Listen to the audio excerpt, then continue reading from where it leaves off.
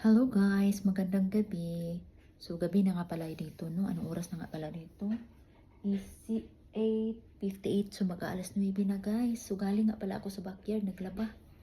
So pagkatapos na ako nagpakain sa mga bata, so ngayon nag-exercise sila doon sa kwarto kasama ng tatay niya. So every night lang ako talaga nakiki-engage sa akin kasi wala talaga akong time sa umaga kasi maaga magising, no? Magatima sa mga bata. Ako estudyante, and then, magluto. Tapos may mga trabaho pa. Sa bahay lang naman na trabaho. So, yun lang guys, no? Salamat nga pala sa aking mga friends dyan na nakiki-engage sa akin. Thank you very much, oh. Binabalikan ko talaga yan sila mga madi. Kaya ako,